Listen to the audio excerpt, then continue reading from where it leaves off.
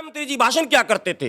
आंखें लाल करने वाला मैं हूं, मैं वो नहीं हूं, मैं नेहरू गांधी परिवार का नहीं हूं, मैं तो आंखें में आंखें डालकर लाल आंखें कर दूंगा। तो अब भारत देश के लोग कह रहे हैं कि वो लाल आंख कहां है, कि लाल झंडा वाला हमारे सरहद को मैंने क्रॉस कर चुका है। पहली बार मैं देख रहा हूं इस भारत में राजनीति में ऐसे राजनेता हैं जो झूठ बोलते हैं तो ताकत लगा के बोलते हैं। हमारी सरकार ने इतने 100 करोड़ 19 लाख लोगों को आपने बाहर किया एनआरसी से, उसमें बंगाल मूल के हिंदू हैं और वो बंगाल चुनाव में इसका बदला आपसे लेंगे। आप झूठ के पुलिंदा बांधकर और मगरमच्छ के आंसू रोककर और खर्चुअल रैली करके आप किसी का दिमाग फेरना चाहते हैं, दिग्भ्रमित करना चाहते हैं, कार्ड खेलना चाहते हैं। वो कार्ड खुल चुका है, आपका राज फाश हो चुका है। वर्चुअल रैली को तो मैंने उसी दिन कह दिया था कि ये वर्चुअल रैली नहीं है, ये खर्चुअल। कि बिहार चुनाव की बिगुल सा फूंक दिया गया है और उसमें वर्चुअल रैली भी की गई है जिसमें 72,000 एलईडी स्क्रीन लगाए गए हैं और अपनी जो कामयाबी है उसको गिनवाते हुए लगातार सामने आ रहे हैं बीजेपी के लोग। सबसे पहले आप उसको लेकर क्या कहते हैं, वर्चुअल रैली को लेकर? देखिए, केवल बिहार नहीं, इसका नाम, बिहार वाले का नाम इन्होंने रखा वर्चुअल रैली और बंगाल वाले और उड़ीसा वाले का नाम इन्होंने जन संवाद रखा। वर्चुअल रैली को तो मैंने उसी दिन कह दिया था कि ये वर्चुअल रैली नहीं है, ये खर्चुअल रैली। अब इन्होंने नाम रखा वर्चुअल रैली, मैंने उसी दिन कहा था ये खर्चुअल रैली है। जो आपने 72,000 एलईडी लगाए, 100 करोड़ से अधिक रुपए आपने खर्च किए, उस पैसे को अगर सही ढंग से इन मजदूरों के बीच, यदि बिहार आपका टारगेट था, एकदम सिंपल सी बात है, ठीक है, राजनीतिक दलों का एक लक्ष्य होता है चुनाव जीतना, बहुत अच्छी बात। आपका लक्ष्य यदि बिहार का चुनाव जीतना था तो आपको वही 100 करोड़ रुपए जो आपने खर्चुअल रैली में लगाया, वो अगर इन मजदूरों पर लगा दिए होते तो ये सारे मजदूर जहाज से, ट्रेन से नहीं, जहाज से अपने घर चले गए होते, सुरक्षित जाते, बीमारी से बचते, स्वस्थ रहते और सरकार को धन्यवाद देते और साथ में सरकार को वोट भी देते। अब आप 100 करोड़ खर्च कर लो या 500 करोड़ खर्च कर लो, पैसे से वोट खरीदने का प्रयास तो आप कर सकते हो, कुछ प्रतिशत उसमें आपको सफलता भी मिल सकती है, लेकिन 100% सफलता इसलिए नहीं मिलेगी कि बिहार के उन मजदूरों ने, बिहार के उन कामगारों ने, बिहार के उन प्रवासियों ने, मूल निवासियों ने अपनी आंखों से वो दृश्य देखा कि सरकार देखती रही, हंसती रही, मदद करने वालों को भी रोकती रही। यह भी एक बड़ी बात है। और आज सरकार खर्चुअल रैली करके 100 करोड़ से अधिक रुपए लगाकर वाहवाही लूटना चाहती है। और जो खर्चुअल रैली में माननीय गृह मंत्री अमित शाह जी ने जो बातें कही हैं, जो उपलब्धियां गिनाई हैं, वो बड़ी ही बेशर्मी के साथ, झूठ को भी इतने माने निडर होकर, पहली बार मैं देख रहा हूं इस भारत में राजनीति में ऐसे राजनेता हैं जो झूठ बोलते हैं तो ताकत लगा के बोलते हैं। हमारी सरकार ने इतने 100 करोड़ 99 या कितने करोड़ लगाकर, मैं फिर भूल गया हूं, कल मैं सुन रहा था उनको। अब आप अनलॉक अगर चुनाव प्रचार के लिए कर रहे हैं, अनलॉक करने का उद्देश्य केवल चुनाव लड़ लेना, सरकार बना लेना है, मैं समझता हूं बिहार की जनता किसी भी कीमत पर ऐसी निकम्मी संवेदनहीन सरकार को दोबारा अवसर नहीं देगी। गृह मंत्री अमित शाह जी ये कह रहे हैं कि अब जमाना नहीं रहा है दिया और लालटेन का, आप इसको किस तरीके से देखना चाहते हो? एलईडी का प्रमोशन कर रहे हैं। नहीं, अब तो फंस गए वो। प्रधानमंत्री श्री नरेंद्र मोदी जी ने अभी लॉकडाउन फर्स्ट में दिया जलवाया, तो जब दिया का जमाना नहीं था तो आपने दिया क्यों जलवाया था? दिया किस चीज का प्रतीक है? मैं आरजेडी का कार्यकर्ता नहीं हूं, इसलिए मैं लालटेन की बात नहीं कर रहा हूं, लेकिन यदि ये गृह मंत्री कहते हैं कि लालटेन और दिया का जमाना नहीं है, तो गृह मंत्री अप्रत्यक्ष रूप से ये कहते हैं कि तीर का जमाना है। चूंकि नीतीश कुमार का नाम उन्होंने 3 बार लिया, तो यानी युद्ध करना चाहते हो आप। तीर तो युद्ध का प्रतीक है, दीपक तो रोशनी का प्रतीक है, लालटेन से तो उजियारा होगा, तीर से तो अपराध बढ़ेंगे। तीर और तलवार और बंदूक की बात करने वाले लोग ये क्यों नहीं जानते हैं कि तीर युद्ध का प्रतीक है?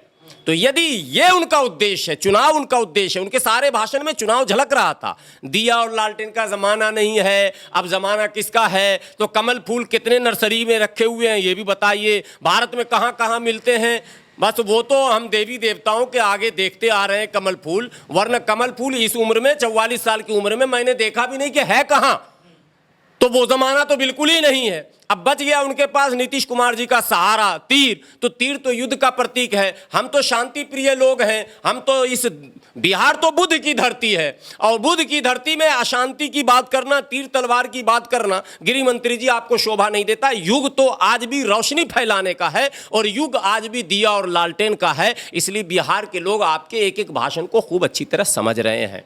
मीसा भारती हैं जो कि आरजेडी नेत्री हैं, वो एक ट्विटर हैंडल के जरिए वो कह रही हैं कि सीमा में तनाव है और जनता दबाव में है, लेकिन फिर भी जो भाजपा है वो चुनाव में उतर चुकी है। इसको लेकर के आप क्या कहना चाहेंगे?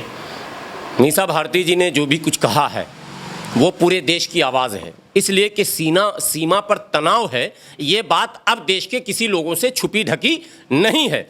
देखिए, प्रत्यक्ष और अप्रत्यक्ष ये बातें सरकार भी मान रही है कि सीमा पर बहुत हद तक चीन ने अपने फौज को भारतीय सीमा में दाखिल कर दिया है। एक रिटायर्ड लेफ्टिनेंट जनरल है, वो कहते हैं 60 किलोमीटर तक चीन की सेना भारत में प्रवेश कर चुकी है अरुणाचल में। कहीं पर 5 किलोमीटर का जिक्र आ रहा, कहीं पर 20 किलोमीटर का जिक्र आ रहा। मैं कह रहा हूं 20, 5 कुछ नहीं, 1 किलोमीटर भी अगर है, ये तो अब तय है कि कहीं ना कहीं हमारी सीमा में प्रवेश किया है, उल्लंघन हुआ है, और चीन ने दादागिरी दिखाई है। तो अभी सरकार का यह कर्तव्य बनता था कि देशवासियों को यह संदेश दिया जाता कि चीन को सीमा के 1 इंच भी अंदर पैर रखने नहीं देंगे। जिस तरह से आपने पाकिस्तान के ऊपर स्ट्राइक किया था और वाहवाही लूटी थी और चुनावी लाभ लिया था, आदरणीय प्रधानमंत्री जी, आदरणीय रक्षा मंत्री जी, आदरणीय गृह मंत्री जी, मैं आपसे विनती करता हूं, देश आपसे मांग करता है कि चीन की आंखों में आंखें डालकर, प्रधानमंत्री जी भाषण क्या करते थे, आंखें लाल करने वाला मैं हूं, मैं वो नहीं हूं, मैं नेहरू गांधी परिवार का नहीं हूं, मैं तो आंखें में आंखें डालकर लाल आंखें कर दूंगा। तो अब भारत देश के लोग कह रहे हैं कि वो लाल आंख कहां है, कि लाल झंडा वाला हमारे सरहद को मैंने क्रॉस कर चुका है। तो आप चीन को एक कड़ा संदेश दीजिए और उस पर एयर स्ट्राइक करके उसको उसकी औकात बताइए। और अगर ऐसी बात नहीं हो सकी और ये काम नहीं हो सका तो चुनाव में जनता तो ये प्रश्न पूछेगी, केवल मीसा भारती क्यों, मीसा भारती तो नेत्री है आरजेडी की, आम जन ये प्रश्न पूछ रहा है कि चीन से आप क्या डर रहे हैं, क्या चीन से हमारी सेना कमजोर है? नहीं, नेतृत्व कमजोर हो सकता है, हमारी सेना कमजोर नहीं है। तो नेतृत्व से प्रश्न होगा, पूरा देश करेगा, क्यों नहीं करेगा, क्योंकि देश को यह पता है कि चीन जो है बदमाशी कर रहा है। तो हम तो नेतृत्व से पूछेंगे, हम तो रक्षा मंत्री से पूछेंगे, साहब कि आपने हमारे सेनाओं के हाथ को क्यों बांधा, हमारी सेना को आपने अनुमति क्यों नहीं दी, हमारी सेना को आगे बढ़ने का आदेश क्यों नहीं दिया, हमारी सेना को ऑपरेशन करने का आदेश क्यों नहीं दिया। गृह मंत्री अमित शाह अपने भाषण के दौरान जो वर्चुअल रैली हो रही थी उसमें ये कह रहे थे कि वो ममता बनर्जी पर तंज कसते हुए कह रहे हैं कि जो ममता बनर्जी हैं वो सीए का विरोध कर रही हैं और उनका विरोध करना महंगा पड़ेगा। तो आप इसको किस तरीके से देखना चाहेंगे? देखिए, वो तो ममता बनर्जी तो मुख्यमंत्री हैं, उन्होंने ये बातें कई बार कही है गृह मंत्री ने, जिसने विरोध किया है सबको महंगा पड़ रहा है। दिल्ली दंगे में आप देख रहे हैं कि दंगा तो एक नाम था, सीए एनआरसी के विरोध में जितने प्रदर्शन हुए उसका जो भी नेतृत्व कर रहा था, किसको छोड़ा गृह मंत्री जी ने? एक एक करके सबको जेल की सलाखों में डाला गया है यूएपीए और एनएसए लगाकर। तो ये धमकी अगर दी जा रही है कि महंगा पड़ेगा तो ये धमकी कोई नई नहीं है। लेकिन मैं वो गृह मंत्री जी को ये बताना चाहता हूं, बंगाल की जनता इतनी मूर्ख नहीं है। आपने जो आसाम में ड्रामा किया है और जो 19 लाख लोगों को आपने बाहर किया एनआरसी से, उसमें बंगाल मुल्क के हिंदू हैं और वो बंगाल चुनाव में इसका बदला आपसे लेंगे। आप झूठ के पुलिंदा बांधकर और मगरमच्छ के आंसू रोककर और खर्चुअल रैली करके आप किसी का दिमाग फेरना चाहते हैं, दिग्भ्रमित करना चाहते हैं, कार्ड खेलना चाहते हैं। वो कार्ड खुल चुका है, आपका राज फाश हो चुका है। ठीक है। मोदी जी ने अपने भाषण के दौरान चुनाव करने से पहले जब रैली किए थे बिहार में, तो उन्होंने कहा था कि 125 करोड़ रुपए मैं यहाँ खर्च करूंगा और दिखाऊंगा जनता को, उनके भलाई के लिए लगाऊंगा। तो अब बताया जा रहा है कि 125 करोड़ रुपए की लागत से उन्होंने हर जगह पे खर्च कर दिए, उन्होंने डेटा भी दे दिया है। उसको आप किस तरीके से देखते हैं, क्या वाकई में जनता का भला हुआ है? 125 करोड़ की बात आपने की, जिस पर ड्रामे हुए थे, 60 करोड़ दूं कि नहीं, 80 दूं कि नहीं, चलो तब दे दिया 125 करोड़।